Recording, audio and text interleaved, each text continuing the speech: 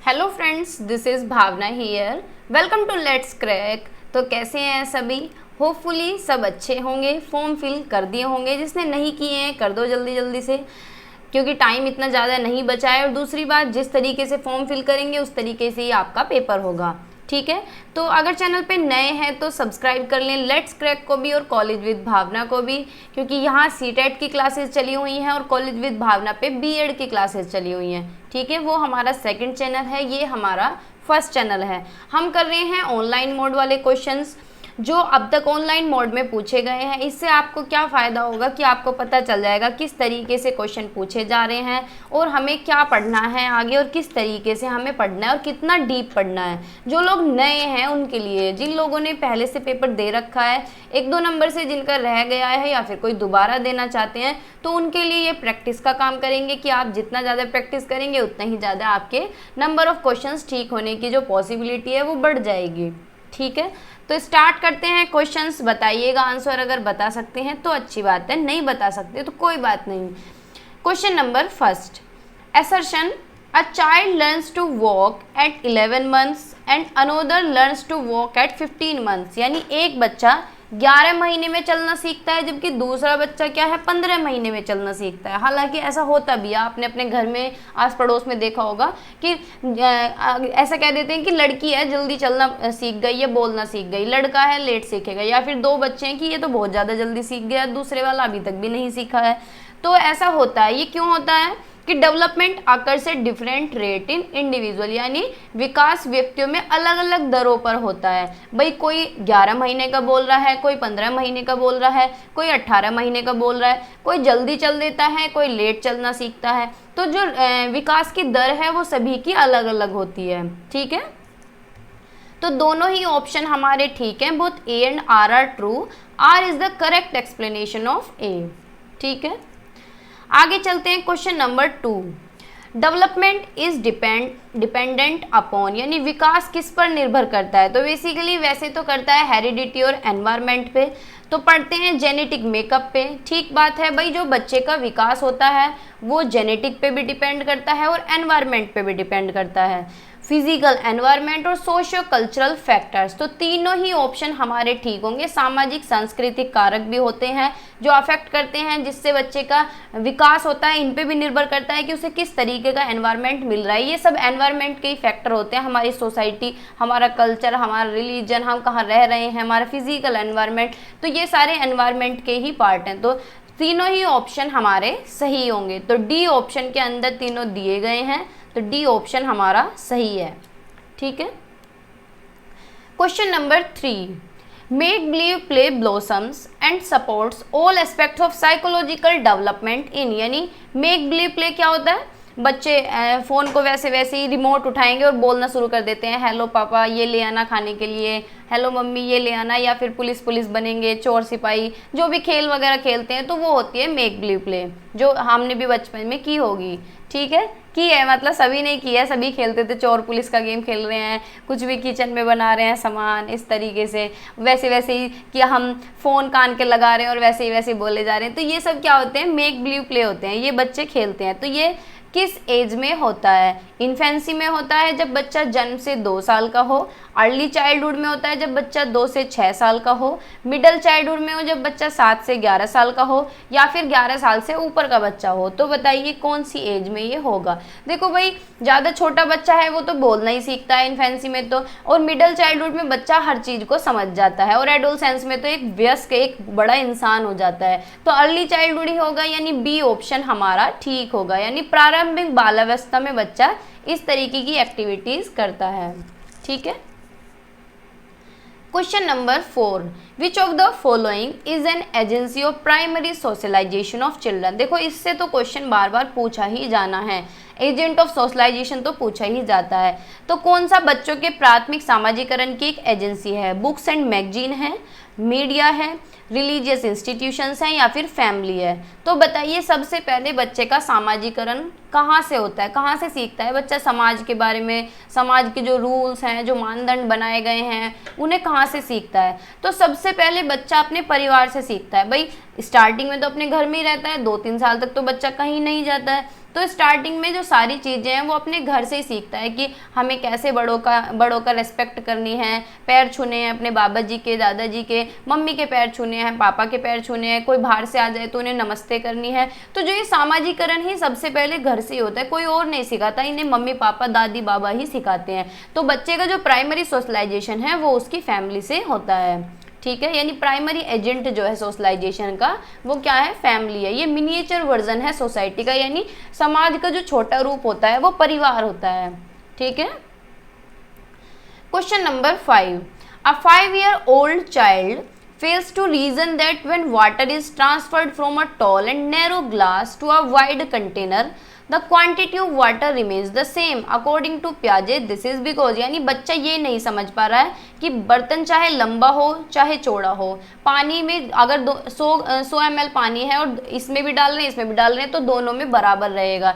बच्चा ये समझ नहीं पा रहा है क्योंकि बच्चा क्या है, 5 साल का है, तो वो क्या नहीं कर पा रहा है, she can not reverse her thinking, यानी अपनी सोच को पलट नहीं पा रहा है। She can do goal directed behaviour, यानी ये लक्ष्य निर्देशित व्यवहार नहीं कर रहा है या वह प्रतीक नहीं कर रहा है। She can not symbolise, she can not imitate, यानी नकल नहीं कर रहा है। तो बच्चा क्या नहीं कर रहा है, अपनी सोच को नहीं पलटा, उसके अंदर पलटाव की भावना नहीं आई है और उसके अंदर रिवर्सिबिलिटी नहीं आई है। उसे ये समझ नहीं आ रहा कि 100 ml चाहे इसमें डालो चाहे इसमें डालो बराबर रहेगा। बच्चे को लगता है लंबा ग्लास है भाई इसमें ही ज़्यादा है, करते हैं ना छोटे बच्चे, उन्हें कुछ भी चीज़ दो दिखाते हैं कि बता कौन सा लेगा, तो उसे लगता है कि ये वाला ज़्यादा है भाई इसे ले लेते हैं, है ना।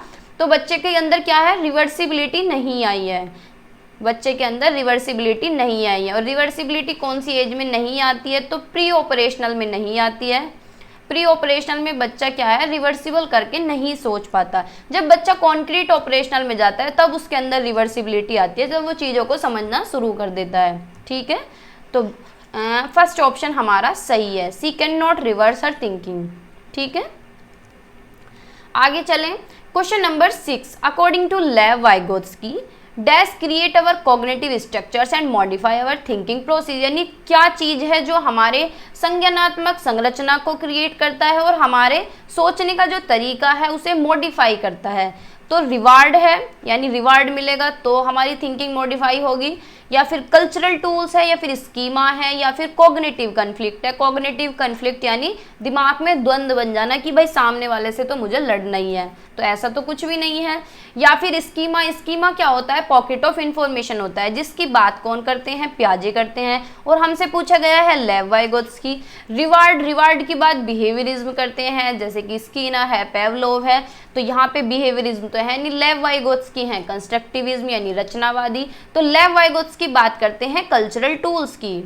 ठीक है, तो बी ऑप्शन हमारा बचा है, बी ऑप्शन हमारा सही है। हमें ऑप्शंस अगर बहुत बार ना भी आए तो हमें ये देख लेना चाहिए कि भाई कौन सी थ्योरी में कौन कौन से टर्म है। तो लेव वाइगोत्स्की के अंदर कल्चरल टूल आता है, लैंग्वेज की बात करते हैं, ये सोसाइटी यानी सोशल इंटरेक्शन की बात करते हैं, लिख देती हूँ।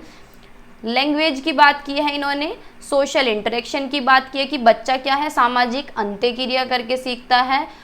ठीक है, और कल्चरल यानी अपनी संस्कृति से सीखता है। ठीक है, तो बी ऑप्शन हमारा सही है। Question number 7, which of these factor plays an important role in cognitive development according to Lev Vygotsky, यानी लेव वाइगोत्स्की के अनुसार इनमें से कौन सा कारक संज्ञानात्मक विकास में महत्वपूर्ण भूमिका निभाता है। कौन सा है, लैंग्वेज है, मैच्योरेशन है, ऑर्गेनाइजेशन है, या इक्विलिब्रेशन है। देखो अब तो आप बता देंगे, अभी हमने पीछे तीनों बताए हैं कि लेव वाइगोत्स्की ने 3 चीज़ों को इम्पोर्टेंट बताया है बच्चे के विकास में, लैंग्वेज को, सोशल इंटरेक्शन को और कल्चर को। ठीक है, तो इसके अंदर लैंग्वेज सबसे पहले दिया गया है, तो ए ही ऑप्शन हमारा ठीक है। ठीक है भाई, आगे चलते हैं। Question number 8, discussion in groups and positive teacher student relationship characterise A, यानी समूह और सकारात्मक शिक्षक छात्र संबंधों में चर्चा की विशेषता है। किसकी विशेषता है? अगर बच्चों का और टीचर का पॉजिटिव रिलेशन हो, डिस्कशन हो रहा हो, इंटरेक्शन हो रहा हो, अच्छे से हर चीज़ों को कर रहे हो, और जो बच्चे पढ़ रहे हैं वो भी इंटरेस्ट के साथ पढ़ रहे हो, एक्टिविटीज़ हो रही हो, लर्निंग बाय डूइंग हो रहा हो, तो वो कौन सी क्लासरूम होगी? प्रोग्रेसिव क्लासरूम होगी यानी प्रगतिशील कक्षा होगी, या फिर टेक्स्ट बुक सेंटर होगी जो टोटली बुक पे डिपेंड होगी, जो टेक्स्ट बुक चली हुई है, या फिर बिहेवियरिस्टिक क्लासरूम होगी यानी रिवार्ड और पनिशमेंट पे टोटली डिपेंड होगी, या फिर टीचर सेंटरिंग होगी जहाँ टीचर की ही चलेगी, बच्चे की कुछ नहीं चलेगी। तो बताइए कौन सा ऑप्शन ठीक होगा? भाई बच्चे के और टीचर के अगर पॉजिटिव रिलेशन है, डिस्कशन कर रहे हैं, कोलैब करके काम कर रहे हैं, तो वो क्या है? प्रगतिशील कक्षा है, ठीक है, जहाँ पे बच्चे को सुना जाता है। चाइल्ड सेंटर्ड भी हम इसे कह सकते हैं कि चाइल्ड सेंटर्ड क्लासरूम भी इसी तरीके की होती हैं, ठीक है। टेक्स्ट बुक सेंटर्ड में बुक पे ही फोकस रहता है सारा। बिहेवियरिस्टिक क्लासरूम में रिवार्ड और पनिशमेंट पे फोकस रहता है कि अगर कोई अच्छा काम कर रहा है तो उसे प्राइजेस वगैरह मिल रहे हैं, और गलत काम कर रहा है तो उसे पनिशमेंट मिल रही है, ठीक है। टीचर सेंटर्ड में टीचर पे ही फोकस रहता है, यानी टीचर अपने आप ही सब कुछ करता है, बच्चे क्या हैं? बच्चे इसमें पैसिवली रहते हैं, ठीक है। तो ए ऑप्शन हमारा सही है, प्रगतिशील कक्षा। Question number 9, in a child centred classroom यानी एक बाल केंद्रित कक्षा में छात्र do not have much role in their own learning, यानी अपने स्वयं के सीखने में ज़्यादा भूमिका नहीं है। तो ये बात तो गलत है। चाइल्ड सेंटर्ड क्लासरूम में तो बच्चों का बहुत बड़ा रोल है, और वो खुद से भी चीज़ें सीखते हैं, अपने ज्ञान को कंस्ट्रक्ट करते हैं। Are active constructor of knowledge, ज्ञान के सक्रिय निर्माता हैं, तो ये बात तो ठीक है। Are looked upon a blank slate, कि रिक्त स्लेट के रूप में देखा जाता है कि बच्चा क्या है? एक ब्लैंक स्लेट की तरह है, तो ये बात तो बिल्कुल गलत है। बच्चा कोरे कागज की तरह नहीं है। सभी कंस्ट्रक्टिविस्ट कहते हैं कि बच्चा जब क्लास में आता है तो वो अपने साथ कुछ ना कुछ अनुभव लेके आता है, ठीक है। Passively imitate the teachers and follow her, की टीचर्स को पैसिवली इमिटेट करते हैं। तो चाइल्ड सेंटर्ड क्लासरूम में बच्चा जो है वो एक्टिव रहता है, एक्टिवली ही पार्टिसिपेट करता है और एक्टिवली ही अपनी नॉलेज को कंस्ट्रक्ट करता है, ठीक है। तो बी ऑप्शन हमारा सही है, ठीक है।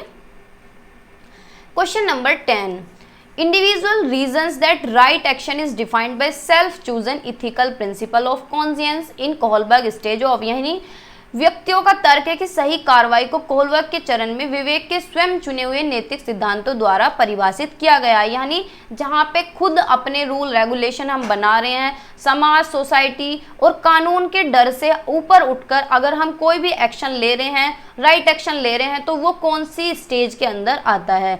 तो जब हम समाज से ऊपर उठ जाते हैं या फिर समाज के हित के लिए काम करते हैं किसी भी कानून को तोड़ के, तो वो होता है यूनिवर्सल इथिकल प्रिंसिपल, यानी सार्वभौमिक नैतिक सिद्धांत। इसके अंदर हमारे फ्रीडम फाइटर्स आ जाते हैं, जैसे कि गांधी जी हैं, रविन्द्रनाथ टैगोर हैं, जितने भी ये स्कॉलर हुए हैं, विद्वान हुए हैं, जिन्होंने सोशल वेलफेयर में काम किया है, वो सारे इसके अंदर आ जाते हैं कि सोशल वेलफेयर का काम होना चाहिए, चाहे हमें कोई भी रूल तोड़ना पड़े, ठीक है। तो डी ऑप्शन हमारा ठीक है, बाकी के ऑप्शन नहीं होंगे, ठीक है।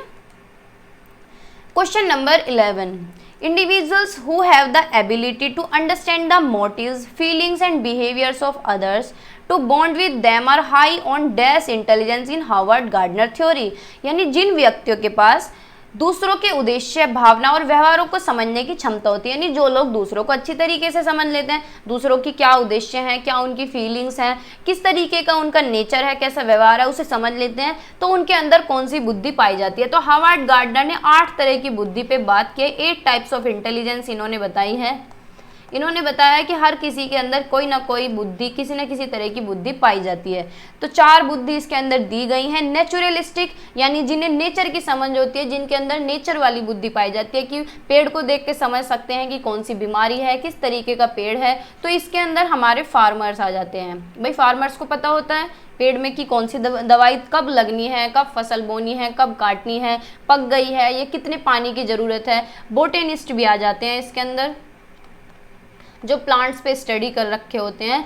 इंटरपर्सनल, ये बात ठीक है, इंटरपर्सनल होता है इंटरपर्सनल इंटेलिजेंस, यानी जब हम दूसरों की फीलिंग्स को अच्छी तरीके से समझते हैं, दूसरों के उद्देश्य को समझते हैं, दूसरे के व्यवहार को समझते हैं, तो वो होती है इंटरपर्सनल इंटेलिजेंस, ठीक है। जैसे कि इसके अंदर साइकोलॉजिस्ट आ जाते हैं, साइकोलॉजिस्ट को पता चल जाता है ना, कोई डिप्रेशन में और उनके पास जाए तो वो सारे लक्षण बता देंगे कि ऐसे ऐसे लक्षण होते हैं। या फिर टीचर्स भी हो जाते हैं, टीचर्स क्लास में बैठे हों और बच्चे को बता देंगे कि किस बच्चे को कितना समझ आ रहा है, ठीक है। तो वो होती है इंटरपर्सनल इंटेलिजेंस।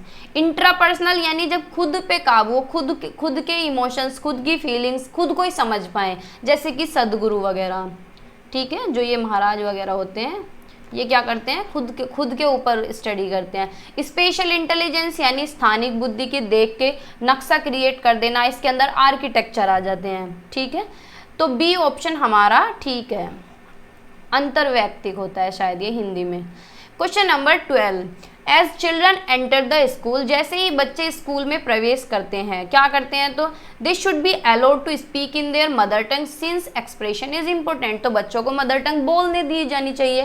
भाई बच्चे घर से मम्मी पापा वाली भाषा ही तो सीख के आते हैं, अपनी मातृभाषा ही तो सीख के आते हैं, तो उन्हें अलाउ करना चाहिए कि भाई वो अपनी मदर टंग बोल सकते हैं, अपने आप को एक्सप्रेस कर सकते हैं। सही बात है। बी ऑप्शन भी पढ़ लेते हैं, बाकी हमारा ऑप्शन तो हमें मिल ही गया है। बी ऑप्शन है दे should B find for not speaking in the language of the school. अगर तुम स्कूल की भाषा नहीं बोलोगे तो तुम्हारे ऊपर फाइन लगा जाएगा। तो भाई ये बात तो गलत है, क्यों बोलेगा, वो उसे आती थोड़ी है ना। दे should be told categorically that school has a different language and they should not speak in their mother tongue at all, यानी उन्हें स्पष्ट रूप से बताया जाना चाहिए कि स्कूल की एक अलग भाषा है और उन्हें अपनी मातृभाषा में बिल्कुल नहीं बोलना चाहिए। तो ये बात भी गलत है। डी ऑप्शन, उन्हें माता पिता को केवल घर पर स्कूल की भाषा का उपयोग करने के लिए कहा जाना चाहिए। तो ये भी गलत है। ए ऑप्शन हमारा ठीक है, जब बच्चा आ रहा है स्कूल में एंटर कर रहा है तो अपनी मातृभाषा ही बोलेगा, ठीक है। Question number 13. Boys are often gifted cars and mechanical blocks while girls are gifted dolls and drawing supplies to play with. This inappropriate practice illustrate, यानी बच्चों को, लड़कों को अक्सर क्या है, कार वगैरह दी जाती है, मैकेनिकल ब्लॉक, गन वगैरह दे देंगे उन्हें कि भाई तुम इनसे खेलो। लड़कियों को क्या है, गुड़िया दी जाएंगी, और ड्राइंग जो सप्लीमेंट्स होते हैं जैसे कि स्केच वगैरह उन्हें आर्ट बनाने के लिए दी जाती है। कढ़ाई बुनाई सिखा सकते हैं, आगे थोड़ा सा बड़ी हो जाएंगी तो। किचन का सामान ला के दिया जाता है कि किचन खेल लो तुम लोग। तो ये क्या शो करता है, ये जो एग्जाम्पल हैं ये क्या बताते हैं हमें कि जेंडर कॉन्स्टेंसी है, स्थिर है बिल्कुल। तो स्थिर तो भाई है ही नहीं, पक्षपात हो रहा है। पक्षपात क्या कह सकते हैं, रूढ़िवादिता है, पुरानी सोच है कि भाई लड़की नहीं खेल सकती है गन से, लड़कियों की नहीं आती चलानी, या लड़की कार नहीं चला सकती हैं। जेंडर इक्विटी है, यानी लैंगिक समानता है, तो समानता बिल्कुल भी नहीं है, और ना ही लैंगिक सशक्तिकरण है, एम्पावरमेंट भी नहीं हो रहा है। जेंडर के साथ क्या हो रहा है, बायसनेस हो रहा है, रूढ़िवादिता है, पूर्व गिरा यानी पहले से जो दिमाग में सेट है ना वही चीजें आगे कंटिन्यू हो रही हैं, ठीक है। तो हम इसे जेंडर स्टीरियोटाइप भी बोल सकते हैं, ठीक है, रूढ़िवादिता या पूर्व गिरा। तो बी सी कहाँ गया, सी ऑप्शन ठीक है हमारा। आगे चलते हैं, question number 14। How should a teacher respond to young children talking out loud to themself, यानी बच्चा क्या है, खुद से ही बातें कर रहा है, खुद से ही बड़बड़ा रहा है। अपने घर में अगर आपने छोटा बच्चा देखा होगा, एलकेजी यूकेजी में जो बच्चे रहते हैं, एलकेजी यूकेजी से भी थोड़ा सा चलो पहले ही मान लेते हैं, नर्सरी में रहता है, नर्सरी एलकेजी का बच्चा जो रहता है वो आपने देखा होगा खुद से ही बातें करता रहता है। स्कूल से आएगा तो खुद से ही बोलता रहेगा, आज तो मैं ये कॉपी ले जाना भूल गया, पैसे दिए थे मम्मी ने, मैंने इतने खा लिए, इतने उठ गए, इतने बचे हैं, आज मैं खेलने जाऊंगा, ये जाऊंगी। तो बच्चे खुद से ही बात करते हैं, अपने एक्शंस को ही गाइड करते रहते हैं कि भाई मुझे क्या करना है आगे, अपने ही एक्शंस को क्या है, गाइड करते रहते हैं। तो ये क्या शो करता है, discourage it because it promote egocentrism, कि इसे हतोत्साहित करना चाहिए क्योंकि ये अहंकार को बढ़ावा देता है, ईगोसेंट्रिज्म डेवलप करता है बच्चे के अंदर। तो ये बात तो बिल्कुल गलत है। डिस्करेज करना चाहिए क्योंकि ये डिस्ट्रैक्ट करता है बच्चे को, तो डिस्ट्रैक्ट नहीं करता है, उसे तो गाइड करता है कि उसे और आगे क्या करना है, खुद से बोलता रहता है बच्चा। Encourage it because it facilitate the self regulation, कि उसे प्रोत्साहित करें क्योंकि यह स्वनियमन की सुविधा प्रदान करता है, सेल्फ रेगुलेशन की सुविधा प्रदान करता है। बच्चा क्या है, खुद को ही रेगुलेट करता है, खुद के ही एक्शंस को गाइड करता है। तो ये बात बिल्कुल सही है, सी ऑप्शन हमारा ठीक है, ठीक है। Encourage it because this ends teachers responsibility, ये बात तो गलत है कि टीचर की जिम्मेदारी खत्म हो जाती है, इसलिए इसे बढ़ावा देना चाहिए, प्रोत्साहित करना चाहिए। तो ऐसा कुछ नहीं है, डी ऑप्शन गलत है, सी सही है। ठीक है। क्वेश्चन नंबर 15 बताइए, which of the following statements about questioning in the class is not correct, यानी कक्षा में प्रश्न पूछने के बारे में निम्नलिखित में से कौन सा कथन सही नहीं है, बताओ। ए ऑप्शन है, main focus of asking questions to answer questions is to test them, यानी छात्रों को प्रश्न के उत्तर देने के लिए कहने का मुख्य ध्यान उनका परीक्षण होना चाहिए, कि बस अगर बच्चे आंसर दे रहे हैं तो पूरा फोकस किस पे होना चाहिए, बच्चों के टेस्ट पे, कि इनका परीक्षण हो रहा है, देखते हैं कितना कौन सही दे रहा है, सही दे रहा है तो होशियार है, नहीं दे रहा है तो डल है। तो हमें बच्चों से इस एम के साथ क्वेश्चनिंग करनी चाहिए। या फिर asking analytical questions help student to think critically, यानी विश्लेषणात्मक प्रश्न पूछें जिससे कि बच्चे क्या हैं, अलग अलग तरीके से सोच पाएं। तो ये बात तो ठीक है, अगर टीचर इस मोटिव के साथ क्वेश्चन पूछता है कि बच्चों की क्या है, क्रिटिकल थिंकिंग स्किल डेवलप हो जाए, तो वो तो बढ़िया है। Student should be encourage to ask questions in the class, बच्चों को प्रोत्साहित करना चाहिए कि क्लास में ज़्यादा से ज़्यादा क्वेश्चनिंग करें, क्वेश्चन पूछें टीचर से जो भी टॉपिक है। या फिर questions that promote analysis and application foster higher order thinking skill, यानी इस तरीके के क्वेश्चन होने चाहिए जो एनालाइज को प्रमोट करें, एनालाइज को बढ़ावा दें, अप्लाई कहाँ करने इस चीज़ को बढ़ावा दें, और बच्चों की जो सोचने का कौशल है, उच्च क्रम कौशल जो है उसे भी बढ़ावा मिले। तो ये बात भी ठीक है भाई, क्वेश्चनिंग इसी तरीके की करनी चाहिए और बच्चों को बढ़ावा देना चाहिए कि क्वेश्चंस पूछें ज़्यादा से ज़्यादा। ये भी ठीक है कि बच्चों को क्या है, आलोचनात्मक कौशल उनका विकसित हो, ये भी ठीक है, लेकिन क्वेश्चनिंग पूछने का ये मोटिव नहीं होना चाहिए कि फोकस करें उनके टेस्ट पे, उन्हें जज करने पे कि कितना आ रहा है कितना नहीं आ रहा है। ठीक है, तो ए ऑप्शन हमारा सही है क्योंकि नोट पूछा है। ये भी हमें देखना है कि क्वेश्चन में पूछ क्या रहा है। ठीक है, question number 16, inclusive education requires, यानी समावेशी शिक्षा की आवश्यकता है। क्या आवश्यकता है? Inculcation of competition among students, यानी बच्चों के अंदर क्या है, कंपटीशन वाली भावना डालने की, तुम्हें बस दूसरे से कंपटीशन करना है। तो ये तो इंक्लूसिव एजुकेशन में नहीं होता। इंक्लूसिव एजुकेशन में तो क्या है, हर बच्चे को तो पहली बात इंक्लूड किया जाता है, चाहे कोई किसी भी बैकग्राउंड से आ रहा हो। दूसरा, हर बच्चे की रेस्पेक्ट की जाती है, डाइवर्सिटी वाला बच्चा है उसकी भी रेस्पेक्ट की जाती है, सारे बच्चों को महत्व दिया जाता है, हर बच्चे को सुपीरियर फील कराया जाता है, फ्लेक्सिबल करिकुलम होता है, फ्लेक्सिबल मेथड्स होते हैं। बी ऑप्शन है, inflexible curriculum and rigid school calendar, ये भी गलत बात है। रिजिड स्कूल कैलेंडर नहीं होता, फ्लेक्सिबल स्कूल कैलेंडर होता है। Reasonable accommodation as per students need, यानी बच्चों की ज़रूरत के अनुसार जहाँ चेंज करने की ज़रूरत है वहाँ चेंज भी किए जाते हैं। तो ये बात बिल्कुल ठीक है कि इंक्लूसिव एजुकेशन में बच्चों की नीड्स को ध्यान में रखा जाता है कि जहाँ चेंज करने की ज़रूरत है वहाँ चेंज हो सके बच्चों के अकॉर्डिंग। स्ट्रिक्ट टीचर सेंट्रिक पेडागोजीज, तो ये भी गलत है। स्ट्रिक्ट टीचिंग मेथड्स हो जाएंगे तो बच्चे कैसे पढ़ेंगे, फिर वो टीचर सेंटर्ड हो गया, वो ना तो चाइल्ड सेंटर्ड हुआ और ना ही इंक्लूसिव क्लासरूम हुआ। ठीक है, तो सी ऑप्शन हमारा सही है। क्वेश्चन नंबर 17 बताइए, which of the following learning disability impacts the ability of hand eye coordination balance and manual dexterity, यानी कौन सा सीखने की विकलांगता हाथ आंख समन्वय संतुलन और मैनुअल निपुणता की क्षमता को प्रभावित करता है। यानी जो हाथों का कोऑर्डिनेशन बनता है या फिर आई कांटेक्ट जो होता है, आंखों का कोऑर्डिनेशन बनता है, बॉडी का बैलेंस बनना, ये कौन सी डिसेबिलिटी के अंदर आता है?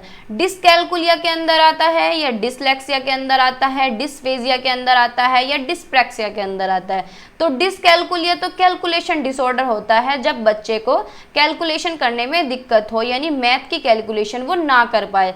डिसलेक्सिया होता है रीडिंग डिसऑर्डर, जब बच्चे को पढ़ने में दिक्कत हो, जब बच्चा पढ़ ना पाए। डिस्फेजिया होता है स्पीच डिसऑर्डर, जब बच्चे को बोलने में दिक्कत हो ब्रेन की वजह से। ठीक है, डिस्प्रैक्सिया होता है कोऑर्डिनेशन डिसऑर्डर, जब बच्चे को समन्वय करने में दिक्कत हो, यानी वो कोऑर्डिनेशन ना बना पाए, लिख नहीं पा रहा है, हाथों से कुछ भी छोटी छोटी चीज़ें हैं, बटन लगाना, ये चीज़ें नहीं कर पा रहा है, बैलेंस नहीं बना पा रहा है, तब होता है डिस्प्रैक्सिया, यानी डी ऑप्शन हमारा सही है।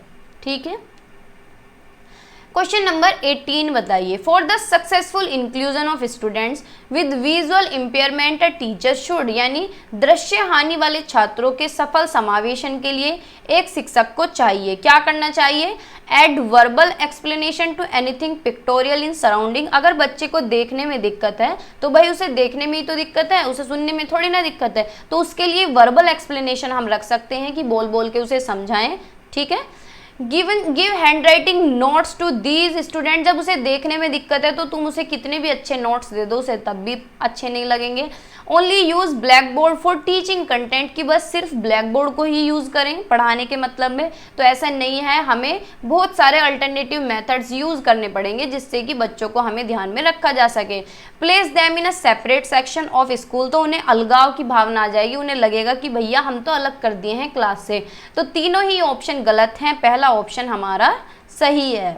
ठीक है, आगे चलते हैं। Question number 19, for the successful inclusion of students from tribal communities a teacher should avoid, यानी आदिवासी समुदाय के छात्रों के सफल समावेशन के लिए एक शिक्षक को इससे बचना चाहिए। कौन सा इनमें से एक अवॉइड करना है, ये ध्यान रखना है। Bring up examples from there everyday lives and surroundings, कि भाई बच्चों के रोजमर्रा की जिंदगी के एग्जाम्पल दें, उनके वातावरण के एग्जाम्पल दें, इस तरीके से पढ़ाएं, तो ये तो बढ़िया है, बच्चों को मजा भी आएगा, समझ भी आएगा।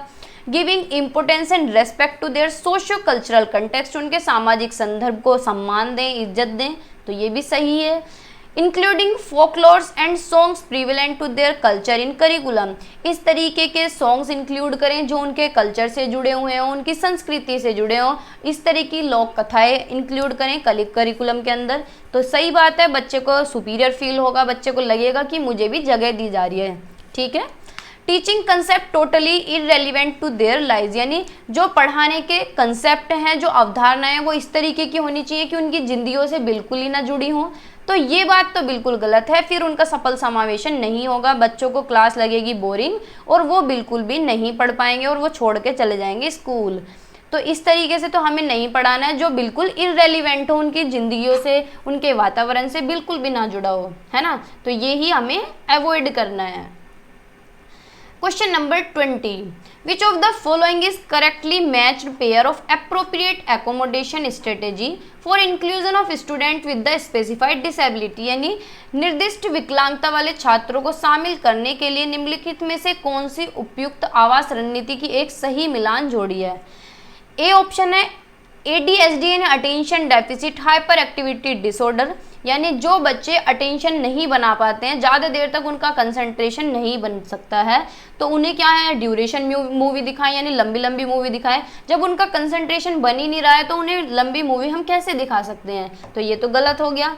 Autism stick to same schedule as much as possible, यानी यथासंभव एक ही अनुसूची का पालन करें कुछ टाइम के लिए, तो सही बात है। Dyscalculia give questions based on complex computation, भाई डिसकैलकुलिया यानी कैलकुलेशन में तो बच्चे को पहले ही प्रॉब्लम होती है और उन्हें हम कॉम्प्लेक्स सवाल दे दें, यानी बहुत ही ज़्यादा हार्ड क्वेश्चन हम उन्हें दे रहे हैं, हार्ड कैलकुलेशन हम उन्हें दे रहे हैं, तो बच्चा कैसे कर पाएगा। स्पीच इम्पेयरमेंट, कि बच्चे को पहले से ही बोलने में दिक्कत है। Accept only oral form of assessment, यानी मूल्यांकन के केवल मौखिक रूप को ही स्वीकार करें। जब उसे पहले से ही बोलने में ही दिक्कत है और तुम ओरल फॉर्म का ही असेसमेंट ले रहे हो, तो ये भी गलत है। ठीक है, बी ऑप्शन हमारा सही है। ठीक है, तो आज की क्लास में इतना ही रखते हैं। होपफुली ये क्लास आपको अच्छी लगी होगी, समझ में भी आया होगा, जिस तरीके से क्वेश्चन पूछे गए हैं थोड़ा थोड़ा आपको आइडिया भी हो रहा होगा इस टाइम की किस तरीके से क्वेश्चन पूछे जा रहे हैं। थ्योरी स्टार्ट करने वाले हैं बहुत जल्द, तो मेरे साथ बने रहिए। अगर चैनल पे नए हैं तो सब्सक्राइब कर लें लेट्स क्रैक को और कॉलेज विद भावना को, बेल आइकन को भी प्रेस कर लें, क्योंकि क्लास अगर आगे पीछे आती है तो आपको नोटिफिकेशन मिल जाए। और टेलीग्राम पे ज्वाइन कर सकते हैं, लेट्स क्रैक 1623 ऑफिशियल, इसका है लेट्स क्रैक का, और कॉलेज विद भावना का जो टेलीग्राम है कॉलेज विद भावना के नाम से ही है, तो आप सर्च भी कर सकते हैं और डिस्क्रिप्शन में लिंक भी है। तो बाय बाय, टेक केयर, पढ़ते रहिए और मुस्कुराते रहिए।